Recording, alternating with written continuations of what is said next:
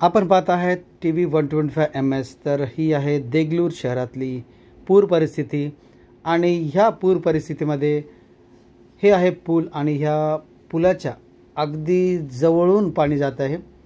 प्रचंड वेगाने ह्या ठिकाणी पाणी वाहत आहे। पाण्याचा विसर्ग हा मोठ्या प्रमाणात होत आहे। हे पहा, पाण्याचे जे लाटा आहेत अगदी वर येत आहेत। थोड्या वेळानंतर हे लाटा सर्व वरती येतील आणि हे एक असं दृश्य आहे, मनाला विचलित करण्याचं दृश्य आहे। प्रशासनाने योग्य ती खबर ह्या ठिकाणी घेतलेली आहे।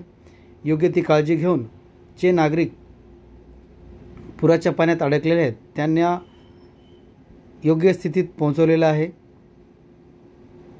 त्यांची सर्व व्यवस्था प्रशासनाने केलेली आहे। पोलीस बांधव तसेच होमगार्ड बांधव हे सुद्धा आपापले कार्य योग्य पद्धतीने बजावत आहेत। ते ह्या परिसरामध्ये नागरिकांना येऊ देत नाहीत सुरक्षेच्या कारणास्तव। आणि ही आहे परिस्थिती। देगलूरमध्ये सर्वच ठिकाणी पाणीच पाणी आपल्याला पाहायला मिळतं आणि ही परिस्थिती जी आहे खूपच गंभीर आहे।